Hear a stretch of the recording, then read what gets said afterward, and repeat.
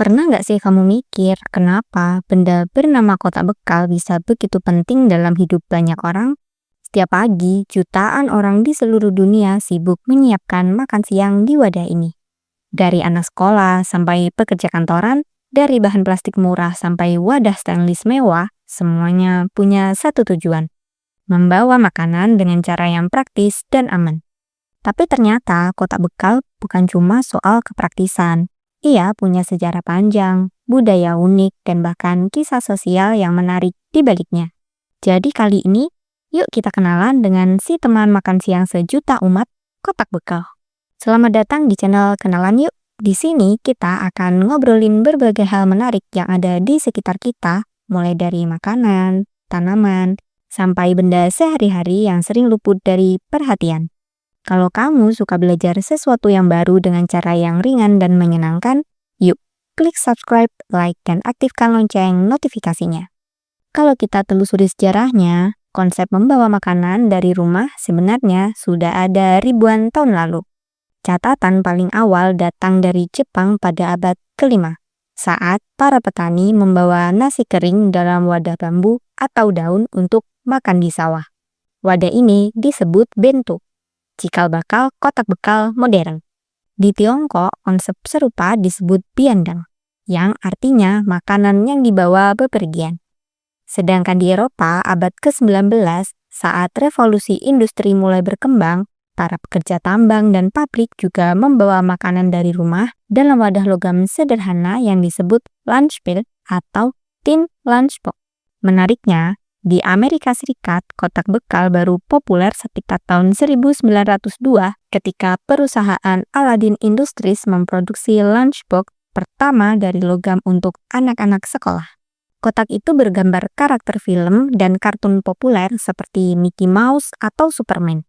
Jadi dari awal lunchbox bukan cuma alat nih, tapi juga simbol budaya pop. Dulu kotak bekal dibuat dari logam atau aluminium. Tujuannya simpel, tahan banting, awet, dan mudah dibersihkan. Tapi seiring waktu, muncul masalah nih. Logam bisa berkarat dan berat saat dibawa. Masuklah era 1950-an, ketika plastik mulai populer di dunia industri rumah tangga. Kotak bekal pun berubah wujud menjadi lebih ringan, warna-warni, dan punya bentuk lebih lucu. Di Indonesia sendiri, pada era 1980-an hingga 1990-an, kotak bekal identik dengan produk-produk seperti Tupperware atau merek lokal plastik injection. Sementara di Jepang, budaya bento box makin berkembang pesat. Orang-orang mulai menata makanan dengan artistik. Bahkan sampai ada istilah kyaraben, yaitu bento dengan bentuk karakter lucu seperti panda atau tokoh anime. Masuk era 2000-an, kotak bekal menjadi simbol gaya hidup sehat. Orang mulai meninggalkan fast food dan kembali membawa makanan sendiri dari rumah. Dan sekarang, di era digital, kotak bekal juga ikut naik kelas. Desainnya lebih modern, ada fitur leak-proof, insulate layer, bahkan ada yang bisa dihangatkan lewat USB. Kalau dulu fungsi kotak bekal itu sederhana, hanya untuk membawa makanan agar tidak basi atau kotor. Sekarang, fungsinya sudah jauh meluas. Di zaman dulu, membawa bekal identik dengan hemat dan perlu. Tapi sekarang, banyak orang membawa bekal bukan karena harus, melainkan karena pilihan gaya hidup. Bahkan, pekerja muda membawa bekal karena ingin makan lebih murah, sehat, atau lebih higienis dan ramah lingkungan. Kotak bekal kini juga jadi alat ekspresi diri. Ada yang memilih warna pastel agar terlihat estetik di kantor. Ada juga yang membawa bekal dengan wadah kaca demi menjaga cita rasa. Bahkan di kalangan ibu-ibu, kotak bekal sudah jadi ajang kreativitas. Makanan dibentuk seperti karakter, warna-warni, dan menggugah selera. Kelebihan kotak bekal jelas, bisa menghemat pengeluaran. Data dari Katadata tahun 2023 menunjukkan bahwa membawa bekal bisa menghemat pengeluaran makan siang hingga 1,2 juta per bulan untuk pekerja kantoran di kota besar. 2. Bisa mengurangi sampah plastik sekali pakai. Selanjutnya bisa memastikan makanan lebih sehat dan sesuai selera. Tapi tentu saja ada kekurangannya juga ya. Membawa bekal butuh waktu persiapan ekstra di pagi hari dan kadang wadahnya berat atau bocor kalau tidak berhati-hati. Selain itu, di beberapa tempat kerja membawa bekal dianggap kurang keren karena orang lebih suka makan di luar. Namun, persepsi ini mulai berubah ya seiring meningkatnya tren eco-living dan meal prep culture. Beberapa negara bahkan punya desain dan konsep unik nih soal kotak bekal. Di Jepang, ada kotak bento dari kayu cedar yang bisa menjaga aroma nasi tetap harum. Di India, ada sistem tiffin, wadah bertingkat dari logam yang masih digunakan sampai sekarang. Bahkan di Mumbai, sekitar 200.000 pekerja mendapatkan makan siangnya lewat sistem tiffin delivery setiap hari. Dikelola oleh pekerja yang disebut dabawala. Di Korea Selatan, kotak bekalnya dilapisi stainless dan punya sekat khusus untuk kimchi agar tidak mencemari rasa nasi. Sementara di Indonesia, ada versi lokal seperti rantang susun, cikal bakal kotak bekal modern yang digunakan sejak zaman nenek moyang. Tapi siapa sangka benda sederhana ini juga pernah jadi bahan berita. Pada tahun 2018, di Jepang sempat viral kasus seorang murid SD yang dibully karena bekalnya dianggap sederhana. Kasus ini membuka diskusi besar soal tekanan sosial di sekolah, bahwa isi bekal ternyata bisa mencerminkan status ekonomi keluarga.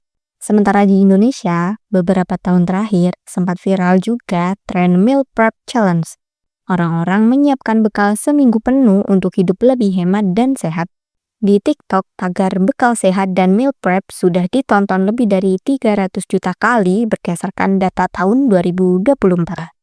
Bagi banyak orang asing, terutama di barat, konsep membawa bekal dari rumah identik dengan lifestyle yang terencana. Di Amerika misalnya, muncul istilah lunch packing mom. Ibu-ibu yang terkenal di media sosial karena menyiapkan bekal kreatif untuk anak-anak. Sementara di Eropa, budaya bekal tidak sekuat Asia, tapi mulai meningkat karena tren zero waste dan homemade meal movement. Menariknya, banyak wisatawan asing yang datang ke Indonesia justru kagum dengan budaya bekal kita nih. Mereka melihat bagaimana rantang dan kotak nasi dipakai oleh berbagai kalangan, dari pekerja proyek, sopir, sampai karyawan kantoran.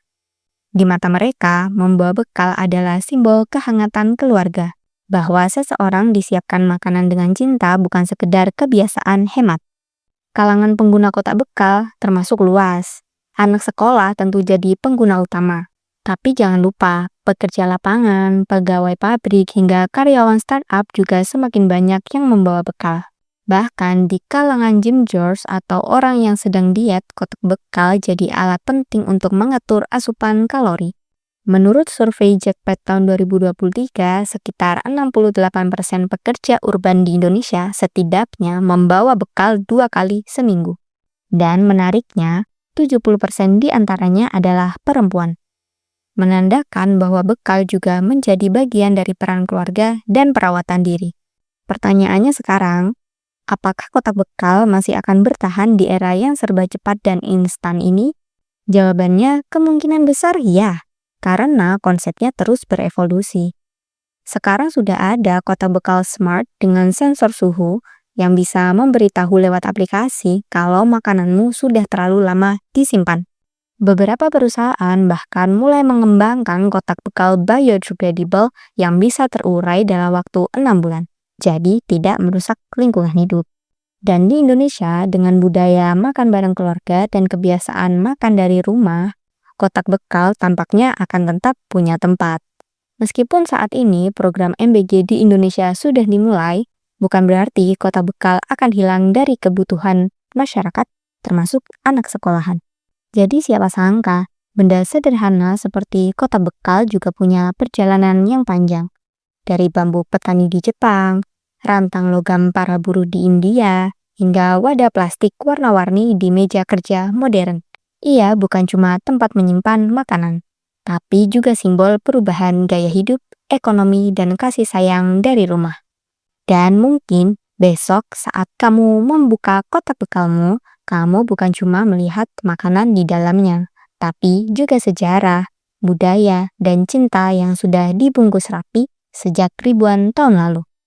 Nah, kalau menurut kalian, selain kotak bekal, hal sederhana apa yang sering bikin penasaran tapi jarang dibahas?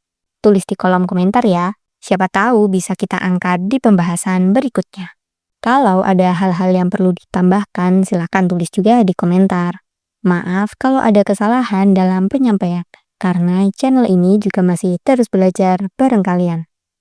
Jangan lupa like, share, dan subscribe Kenalan Yuk untuk konten seru dan edukatif lainnya. Sampai jumpa di video selanjutnya.